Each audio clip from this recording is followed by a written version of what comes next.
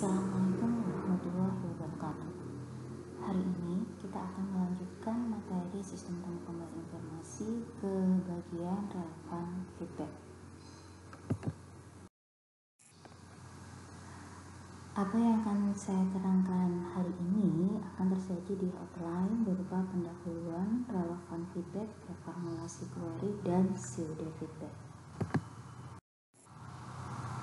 Nah, sebetulnya sebelum kita mengetahui apa sih yang namanya relevan feedback, itu kita harus mengetahui yang namanya kesulitan pengguna dari sebuah search engine terlebih dahulu.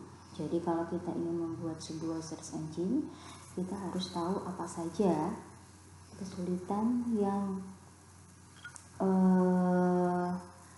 biasanya pengguna awam itu temukan. Misalnya di sini, kalau misalnya kita ingin mencari suatu dokumen, kita pasti akan berpikir kata kunci apa yang tepat untuk kita masukkan ke bagian query-nya.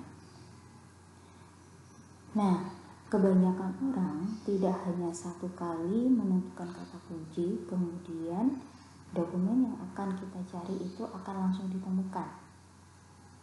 Tetapi lebih banyak di sini kita harus mengulang-ulang hingga beberapa kali sampai akhirnya dokumen yang kita cari berada pada posisi teratas dari hasil pencarian.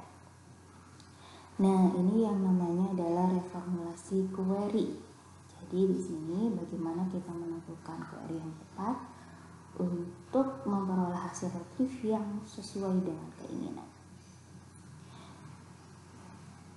Nah, di sini agar yang namanya pengguna dari search engine yang nantinya akan kita buat itu akan merasa terbantu, yang melakukan reformulasi query itu bukan penggunanya sendiri, tetapi akan secara otomatis yang namanya sistem search engine tersebut akan mereformulasi query yang diberikan oleh pengguna. Nah, apakah pengguna tidak perlu melakukan query sama sekali? Tentu saja, pastinya pengguna masih tetap harus memasukkan query di situ yang dinamakan sebagai query awal atau query yang dijadikan patokan kira-kira kita akan mereformulasi query seperti apa jika ada query awal yang diberikan oleh pengguna. Jadi tetap saja yang namanya pengguna masih harus memberikan kata kunci atau query awal di sini. Kemudian ketika pertama kali pengguna memberikan query awal, maka sistem tersebut pasti akan menampilkan hasil pencariannya. Nah, di sini dari hasil pencariannya itu pasti ada beberapa dokumen yang relevan, ada beberapa dokumen yang tidak relevan. Nah, dokumen-dokumen yang relevan itu yang nantinya akan kita gunakan untuk memperbaiki query. Nah, di sini dokumen yang relevan tersebut akan digunakan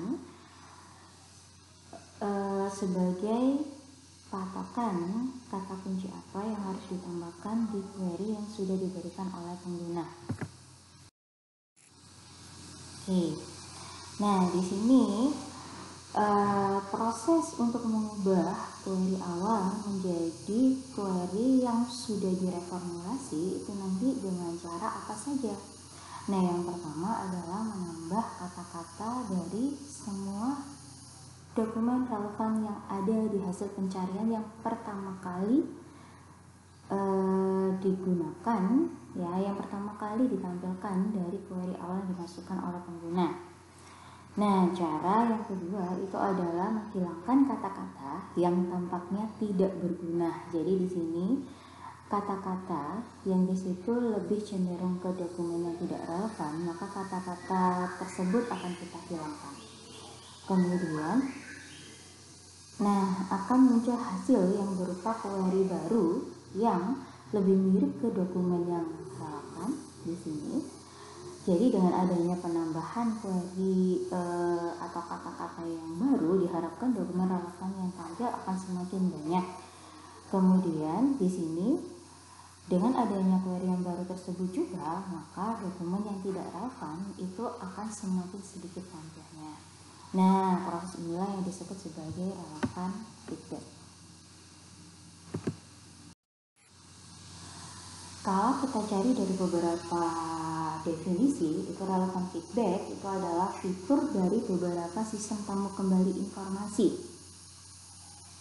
Nah, di sini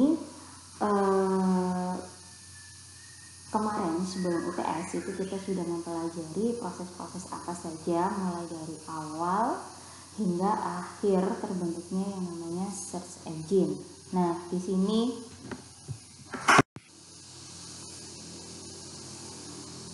dari definisi yang kedua, relevan feedback itu merupakan umpan balik karena di situ ada yang namanya feedback ya.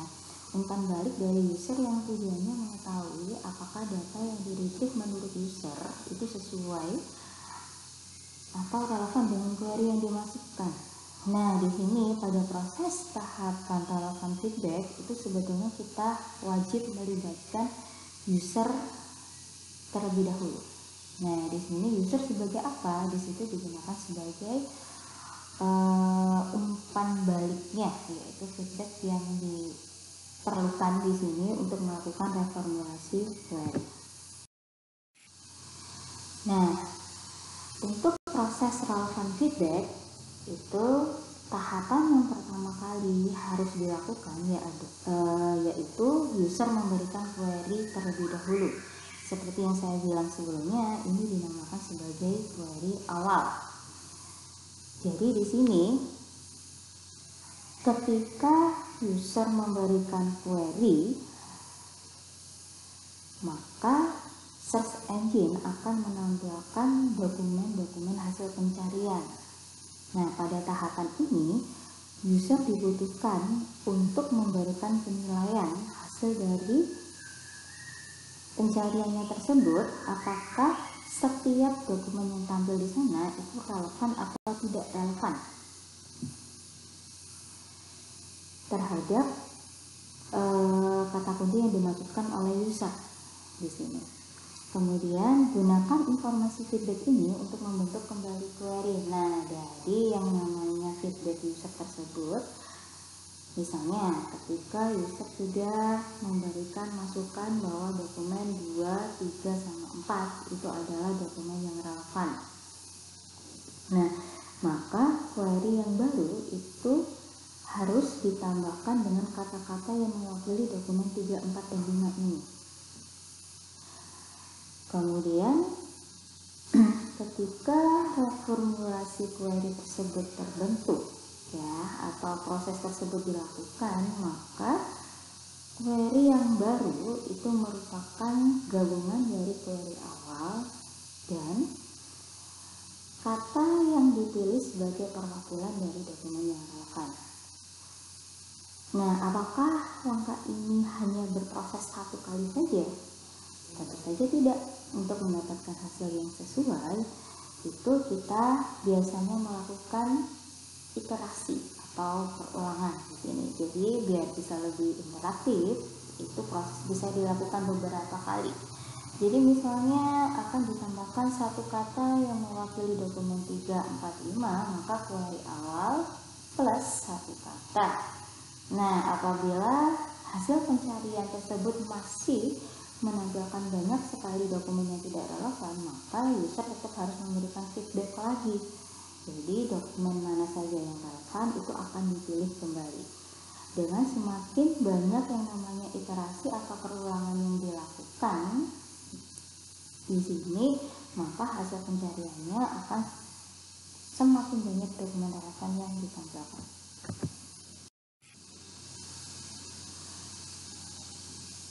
Nah, beranjak pada slide berikutnya, di sini ada yang namanya arsitektur relevan feedback. Di sini, seperti yang saya gambarkan, ya, bahwa query awal dari sebuah search engine itu diperlukan yang namanya query string, masih tetap di sini. Kita masih membutuhkan yang namanya query string yang dipikirkan oleh user. Nah, ini dinamakan query awal. Ketika query awal dia akan masuk ke ER system. Ya, sama persis seperti search engine atau tahapan search engine yang sudah kita ketahui, maka query atau string tersebut akan dibandingkan dengan dokumen atau korpus yang ada. Nah, setelah itu apa? Akan ditampilkan hasil ranking dari dokumennya. Oke. Nah, kalau yang kemarin tanpa relevan feedback, maka hasil dokumen yang sudah di ranking ini akan langsung diberikan ke pengguna, ya. Akan langsung diberikan pengguna. Tetapi, nah, tidak berhenti sampai di situ. Di sini ada yang namanya feedback. Ketika ranking atau urutan dokumen itu diberikan ke pengguna, maka pengguna tetap harus memberikan feedback untuk melakukan apa? Untuk melakukan query reformulation. Nah, ketika query reformulation sudah diketahui atau sudah terbentuk query yang baru, di sini boleh kita bilang, atau di sini dinamakan revise query, maka query tersebut akan dimasukkan kembali ke ER system. Nah, dari ER system di sini akan dibandingkan kembali ke dokumen korpus yang ada untuk ya mendapatkan kembali re-rank dokumen alias dokumen yang sudah dirankingkan kembali. Nah, di sini jika awal rankingnya adalah dokumen 1, 2, dan 3, ya, dokumen 1, 2, 3, dan ternyata dokumen yang relevan di antara 3 dokumen ini adalah dokumen 2, maka hasil re-rank dokumen kita coba lihat di sini bahwa dokumen 2 itu berada pada peringkat paling atas. Nah, di sini dampaknya dari yang namanya query reformulation yang menghasilkan revise query. Jadi, dokumen yang tidak relevan dia akan turun peringkatnya. Nah, yang akan naik peringkatnya itu adalah dokumen-dokumen yang relevan. Di sini misalnya yang awalnya tidak muncul di peringkat, maka dokumen 4 sama dokumen 5 dia akan naik peringkatnya sehingga akan tampil di hasil pencarian. Oke, next di sini itu mungkin saya tampilkan salah satu contoh ya, salah satu contoh di sini dari Image Search Engine hasil penelitian dari Baris dan Pak Saul di sini. Ya, saya contohkan di sini bahwa kita akan mencari yang namanya sepeda atau bike. Nah, di search engine di sini yang khususnya adalah image search engine, maka ketika kita memasukkan query bike akan secara otomatis seharusnya search engine tersebut akan menampilkan apapun itu yang berhubungan sama bike. Nah, coba kita lihat tampilannya. Nah, di sini yang namanya baik itu tidak berupa yang namanya motor saja atau sepeda saja, tetapi coba kita lihat di sini ada buku atau ada ada majalah, kemudian ada yang namanya misalnya pamflet. Nah, apakah ini sesuai? Kalau misalnya tidak kita rasa itu adalah tidak sesuai, disinilah peran yang namanya feedback. Nah, di hasil pencariannya itu kita akan memberikan feedback bahwa yang kita cari itu sebetulnya adalah gambar ini yang saya kasih hijau ya, kotak hijau di sini, ini sama ini. Jadi ada 4 gambar yang kita kasih feedback bahwa itu sesuai dengan yang kita cari. Nah, otomatis setelah kita kasih feedback itu akan di search kembali oleh search engine sehingga hasilkan ini dari hasil pencarian berikutnya, maka yang tampil sudah mulai sesuai semuanya dengan yang kita inginkan. Tidak ada lagi yang namanya buku atau pamflet atau istilahnya di sini cover CD, video yang di situ tetap ada kata-kata baiknya. Nah, ini tidak akan muncul lagi karena sebelumnya kita sudah ngasih feedback bahwa yang sesuai itu hanya gambar-gambar yang seperti tadi kita pilih, maka hasil pencariannya akan menjadi seperti ini.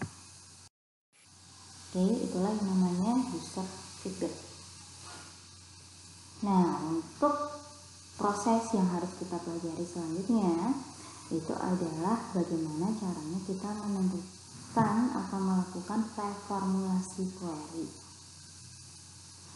Nah, pertanyaannya sekarang, apakah misalnya di situ search engine memberikan kalian kemudahan untuk memilih feedback ya, atau dia menyediakan fitur untuk user feedback. Nah, apakah setiap kalian ingin mencari sesuatu kalian pasti memberikan feedback?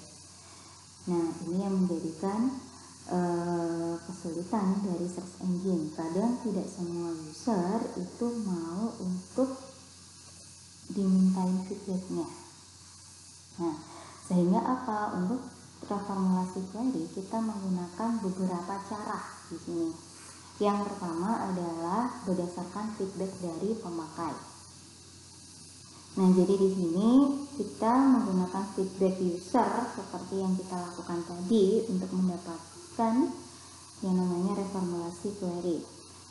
Yang kedua, berdasarkan informasi yang diperoleh dari kumpulan dokumen awal yang diperoleh. Nah, di sini kita tidak memerlukan feedback dari user lagi, tetapi kita istilahnya di sini memakai kumpulan dokumen awal dari hasil pencarian yang pertama kali. Nah, misalnya ini nanti kita biasanya menganggap bahwa ranking-ranking teratas itu adalah dokumen yang relevan. Jadi secara otomatis biasanya search engine akan memilih berapa peringkat teratas yang kita anggap relevan. Nah, maka kata-kata dari dokumen yang pada berapa peringkat teratas tersebut saja yang kita anggap relevan.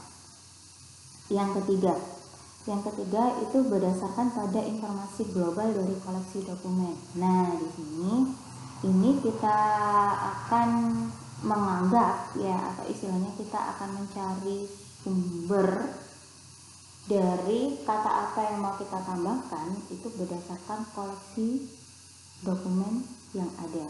Nah, di sini kalau memakai ini itu akan lebih banyak perhitungannya lagi. Oke, saya akan menjelaskan satu persatu dari tahapan atau istilahnya dari macam-macam reformulasi query yang bisa kita lakukan. Nah, yang pertama itu adalah query yang diperbaiki berdasarkan hasil feedback.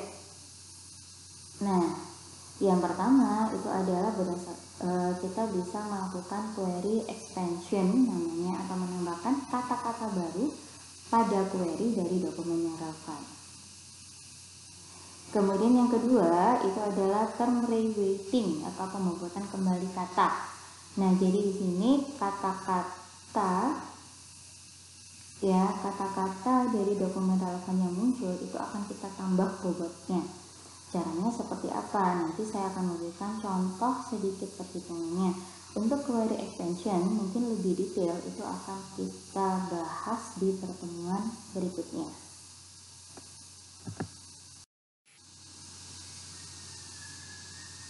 Oke. Di sini bagaimana sih caranya reformulasi query yang kita memakai pemodelan vector space ya? Nah, di sini kalian bisa membaca tahapan-tahapannya, mulai dari mengubah vektor query, kemudian menambahkan vektor untuk dokumen yang relevan, kemudian mengurangi vektor untuk dokumen yang tidak relevan, kemudian untuk positif dan negatif dari bobot term vektor query itu di situ menghitung ulang dari bobot term yang digunakan untuk query awal. Nah, mungkin kalau saya suruh kalian membaca ya step by step yang ada di sini, kalian masih mungkin akan mengalami Nah, di sini saya gambarkan yang pertama kali untuk mencoba memahaminya. Masih ingat vector space model kan ya? Nah, kalau di sini kita anggap misalnya hanya ada dua term gitu. Jadi di sini saya menggambarkan hanya ada dua dimensi yang dijadikan sebagai patokan. Nah, ketika istilahnya kita mencari itu sebetulnya kan yang namanya query juga merupakan dokumen gitu ya. Nah, maka dia berhak pada ruangan yang ada di sini. Ketika ada suatu query ternyata didapatkan relevan dokumen sama non relevan dokumen.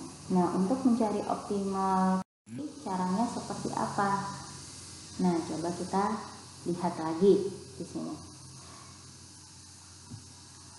Mungkin yang pada awalnya misalnya kalau di sini saya modelkan gitu ya, bahwa kalau saya punya query awal itu yang ada di sini posisinya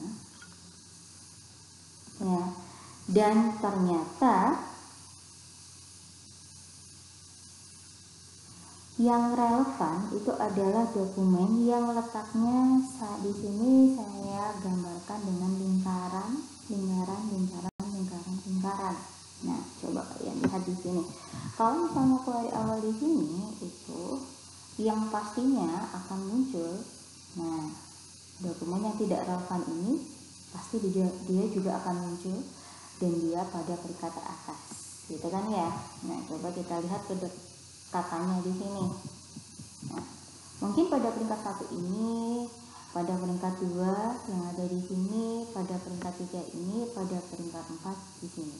Nah, banyaknya muncul dokumen yang tidak relevan yang dekat dengan yang namanya initial query di sini atau query awal, itu menjadikan yang namanya hasil pencariannya dokumen yang tidak relevan berada pada peringkat atas, karena di sini coba kita lihat dia dekat dengan query-nya. Nah, bagaimana caranya? Otomatis kalau dokumen yang relevan itu berada di daerah ini, kita harus mencari letak yang membuat dokumen yang relevan ini berada pada peringkat teratas. Nah, maka apa? Titik dari query-nya harus kita geser sini.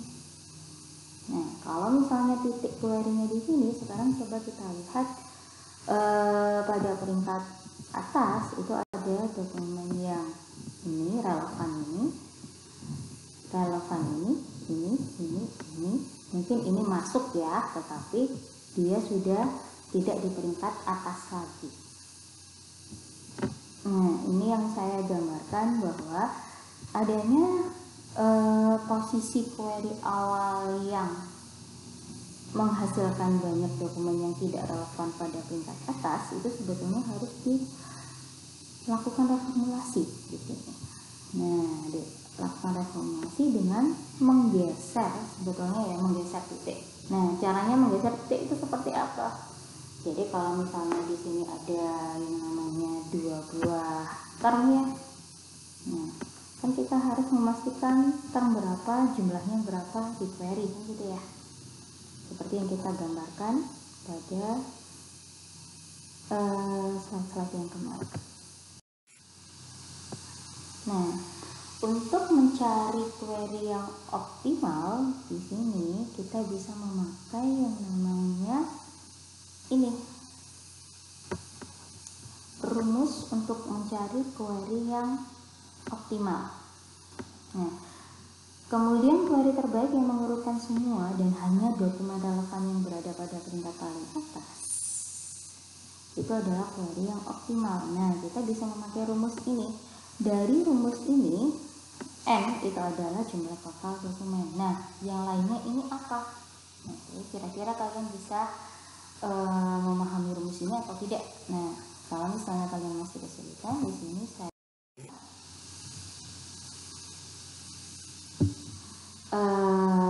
memberikan contoh perhitungannya. Nah, di sini ada banyak model ya. Ada banyak model yang bisa kita pakai untuk menentukan yang namanya query yang optimal. Nah, ini yang pertama, model pertama namanya adalah model Rockius standar. Karena semua dokumen yang relevan tidak diketahui, gunakan dokumen relevan yang diketahui. Ini di sini dokumen relevan yang diketahui dan set dokumen non relevan. Ya, serta kan query awal. Nah, alfa, beta, sama gamma itu adalah bobot yang digunakan untuk query awal. Beta itu adalah untuk dokumen yang relevan. Gamma digunakan untuk dokumen yang non relevan. Mungkin saya belum menjelaskan di sini. Nah, ini bobot yang baru sebagai apa? Nah, coba kita lihat. Kalau query awal bobotnya seperti ini, berarti term 1 saya anggap gitu ya, kalau bobot didapatkan dari row term frekuensi, berarti term 1 untuk query awal dia 5 kali muncul kata-katanya. Nah, term 3 kali muncul, term 5 1 kali muncul. Nah, coba kita lihat kalau dari query yang optimal di sini. Sekarang term 1 bobotnya menjadi 5/3/4 gitu ya. Nah, kemudian term 2 yang awalnya 0 dia menjadi setengah, berarti yang awalnya term 2 ini nggak muncul, dia akan muncul dengan bobotnya setengah. Nah, kemudian untuk term 3 sekarang menjadi 4 ya, kemudian untuk term 4 dia tetap nilainya 0, berarti dia tidak akan pernah muncul di query-nya. Kemudian term 5 bobotnya menjadi setengah. Oke, itu dari penjelasan rumus Rockius standar tadi. Nah, strategi feedback itu ada 2 macam. Yang pertama adalah strategi feedback positif. Jadi di sini query baru itu akan menunjukkan kemiripan lebih besar dari kata-kata awal yang didefinisikan relevan. Nah, di sini kalau pendekatan feedback positif itu, maka kita akan base-nya itu adalah dokumen yang relevan. Oke, tetapi kerugian atau istilahnya kekurangan ya. Kekurangan kalau misalnya kita memakai strategi feedback yang positif, apabila kita memasukkan query awal ya, kemudian ternyata dari query yang awal tersebut tidak ada dokumen yang relevan, maka sudah tidak bisa kita lakukan reformulasi query lagi, karena kita hanya memakai yang berdasarkan dokumen yang relevan saja. Oke, kemudian yang kedua adalah strategi feedback yang negatif. Di sini kalau strategi feedback yang negatif itu yang kita buat patokan itu adalah dokumen yang tidak relevan. Nah, kenapa bisa dokumen tidak relevan? Karena kalau kita lihat dari dokumen-dokumen yang tidak relevan itu kita akan cari di situ kata apa yang mewakili dokumen yang tidak relevan. Maka kata tersebut tidak boleh ada di query yang baru. Oke. Evaluasi pada relevan feedback. Nah, bagaimana cara mengevaluasinya? Biasanya kita akan melakukan pisahkan koleksi dokumen menjadi 2, yaitu bagian uji dan bagian kontrol. Bagian uji untuk relevan feedback dan memodifikasi query, kemudian lakukan uji pada bagian kontrol dengan query asli dan yang dimodifikasi, kemudian bandingkan hasilnya. Jadi di sini biasanya ya, yang cara paling mudah itu adalah contoh dari query-query awal ya, kita tentukan terlebih dahulu, kemudian di situ kita akan menambahkan mau diuji dengan tambahan 1 kata saja, atau diuji dengan tambahan 2 kata, 3 kata, 4 kata, 5 kata. Nah, setelah misalnya adanya query reformulation ya, setelah adanya penambahan kata-kata tersebut akan kita bandingkan hasilnya dengan hasil query awal gitu. Jadi misalnya dari query awal ketemu ternyata presisinya 70%. Nah, setelah ditambah misalnya 3 kata, presisinya menjadi 90%. Nah, di situ ketemu yang namanya adanya peningkatan. Biasanya di sini yang kita gunakan adalah precision FK. Ya, jadi kita hanya mau melihat berapa peringkat teratas dari hasil pencariannya. Kemudian di sini kalau kita lihat ya, banyak search engine yang bisa kita gunakan hari ini, tapi ya tidak menggunakan feedback. Jadi search engine tersebut tidak membutuhkan feedback dari kita. Nah, kenapa hal itu biasanya dilakukan oleh search engine? Jadi tidak memberikan fitur feedback dari user. Karena seperti yang saya jelaskan sebelumnya, kadang kalau kita sebagai user atau pemakai, kita malas memberikan feedback secara eksplisit. Jadi kita malas memberikan mana yang relevan, mana yang tidak relevan. Otomatis ketika kita memberikan yang namanya feedback itu adalah relevan, kita harus membaca dokumen tersebut juga gitu. Jadi itu takes time lah istilahnya. Kemudian hasil feedback. Nah, di sini kalau kita melakukan reformulasi query, kadangkala ya hasil query-nya itu menjadi panjang sekali. Nah, di sini otomatis dengan query yang panjang itu search engine lebih membutuhkan waktu yang banyak untuk melakukan komputasi.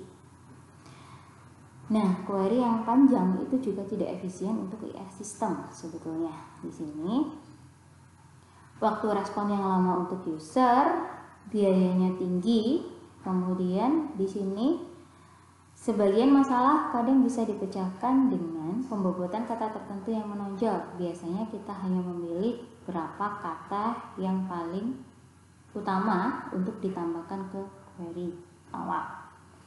Nah, artinya di sini ketika query panjang itu menjadi tidak efisien, butuh waktu yang lama gitu ya. Kemudian istilahnya kalau kita sendiri membaca query yang panjang, mungkin kita akan malas gitu kan ya, untuk menentukan nah dari query yang sepanjang ini kira-kira dokumen apa gitu yang relevan dengan query tersebut. Nah, dengan adanya yang berawal dari masalah, tidak semua user bisa memberikan feedback gitu ya. Kemudian muncullah yang namanya pseudo feedback. Nah, atau biasa juga disebut sebagai pseudo relevant feedback, disebut juga sebagai local feedback atau quasi relevant feedback atau blind feedback. Artinya di sini kita tidak butuh yang namanya feedback dari user atau pengguna.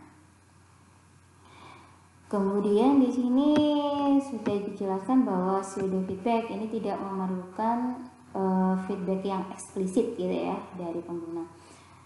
Jadi di sini langsung saja diasumsikan bahwa dokumen yang diperoleh pada top N itu adalah relevan. Jadi misalnya kita ingin mencari suatu dokumen, kita mau memakai query awal atau memasukkan query awal. Nah, hasil pencariannya ternyata ada 100 dokumen yang ditampilkan. Nah, apakah 100 dokumen itu relevan? Itu biasanya dari sistem hanya akan mengambil top N saja. Jadi misalnya dari 100 itu hanya kita ambil 10 peringkat teratas yang kita anggap itu adalah relevan. Nah,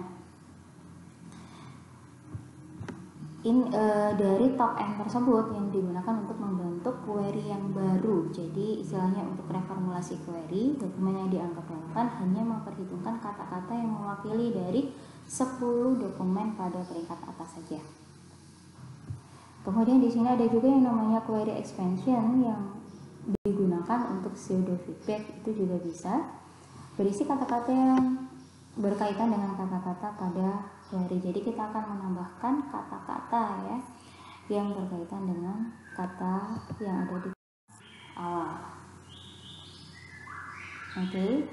Kalau kita lihat arsitekturnya agak sedikit berbeda pada bagian feedbacknya saja. Nah, kalau awalnya itu feedback dari pengguna, sekarang, nah feedback di sini itu yang memberikan adalah IR system itu sendiri berdasarkan ring dokumen yang diperoleh pada saat query awal. Nah, makanya di sini yang namanya feedback tidak lagi ada hubungannya sama pengguna. Untuk proses atau istilahnya arsitektur yang lain ini sama persis dengan yang sudah saya terangkan pada slide sebelumnya. Jadi ketika ada query awal dari pengguna, maka IR system akan menyamakan dengan dokumen corpus untuk memberikan ring dokumen atau istilahnya dokumen yang disesuaikan dengan peringkatnya. Nah, dari sinilah akan kita lakukan query reformulation berdasarkan feedback. Nah, feedbacknya di sini bisa kita pilih kalau misalnya sudah feedback berdasarkan 10 peringkat teratas dari sini. Jadi kata-kata yang mewakili dari 10 dokumen yang ada di peringkat teratas itu akan kita tambahkan ke query reformulation menjadi reverse query untuk dicari kembali ke IR system. Dibandingkan dengan dokumen corpus, hasilnya adalah re-rank dokumen. Jadi peringkatnya akan diubah lagi sesuai dengan feedback yang ada di sini. Nah, bagaimana memilih kata? Kalau misalnya kita milih dari 10 dokumen peringkat teratas gitu ya. Nah, dari 10 dokumen tersebut otomatis pasti banyak sekali kata-kata. Nah, apakah kita pakai semuanya? Tentu saja tidak. Kita akan memilih ya, untuk pemilihan kata yang terlebih dahulu kita lakukan adalah ambil top end dokumen. Misalnya kita ambil 10, ya sudah 10 dokumen itu saja yang akan kita cari atau istilahnya kita gunakan untuk mencari kata-katanya.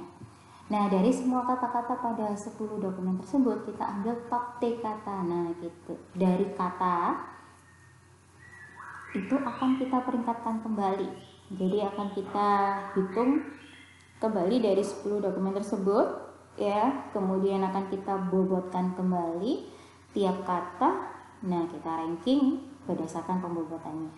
Nah, urutan kata-kata menunjukkan cara kata-kata tersebut diurutkan. Nah, otomatis kata apa yang mau kita tambahkan itu hanya kita ambil top T saja. Misalnya kita hanya menambahkan 5 kata dari 5 peringkat teratas ya, dari kata-kata yang diambil dari dokumen. Nah, itu yang namanya top T kata. Nah, kemudian cara mengurutkan kata seperti apa? Membobotkan kata itu seperti apa? Sebetulnya sudah kita pelajari sebelumnya, sama saja. Nah, misalnya di sini dari untuk suatu kata ya, cara pengurutannya bisa berdasarkan jumlah dokumen yang berisi kata T. Jadi misalnya ada satu kata yang dia muncul di 10 dokumen tersebut, maka kata tersebut yang akan kita tambahkan. Nah, di sini. Kemudian kalau F itu frekuensi. Jadi istilahnya dari 10 dokumen yang kita pilih, kata-katanya kita ambil, dari kata-kata tersebut kita hitung frekuensinya. Yang paling sering muncul itu maka dia berada pada posisi peringkat teratas. Nah, bisa juga memakai pengurutan M dikalikan IDF. Nah, perhitungan IDF seperti apa? Sama persis seperti perhitungan IDF biasa, inverse dokumen frekuensi. Kemudian bisa juga F dikalikan IDF. Artinya apa? Untuk cara pengurutannya itu kita bisa memakai salah satu dari rumus-rumus ini. Boleh kita pakai N saja, boleh kita pakai F saja. Nah, apa ini atau ini. Nah, di sini coba kita lihat.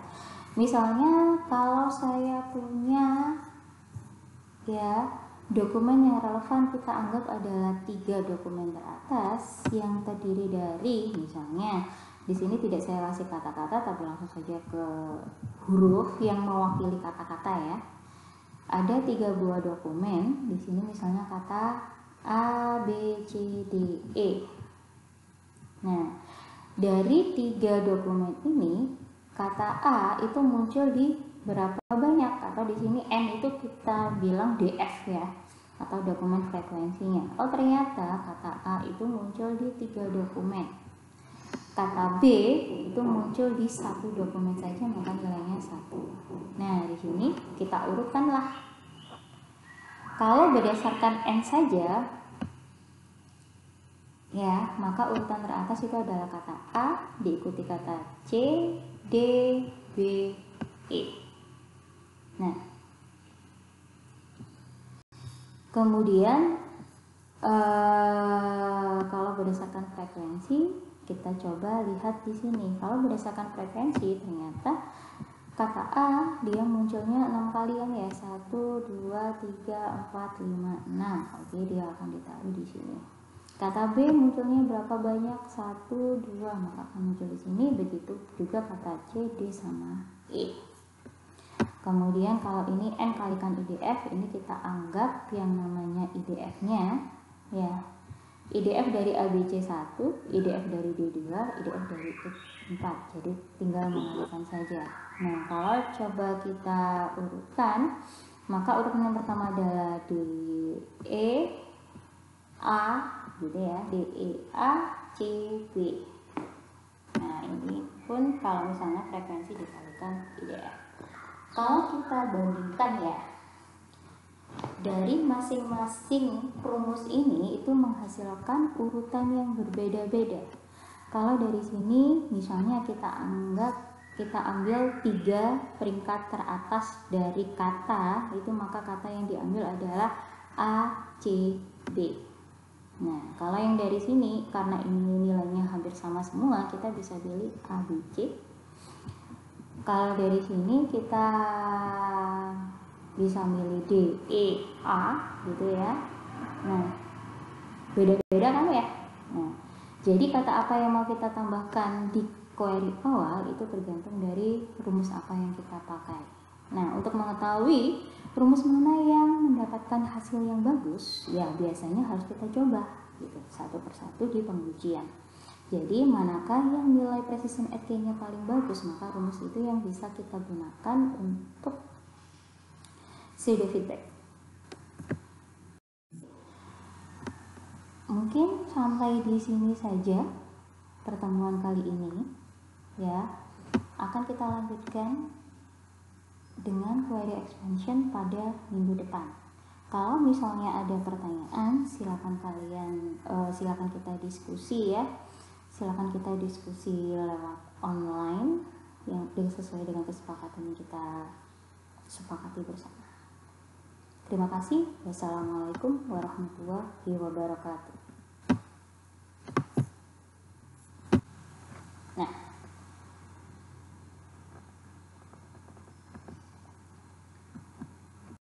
proses mengubah query, definisi, proses relevan feedback, dan arsitektur relevan feedback, and test.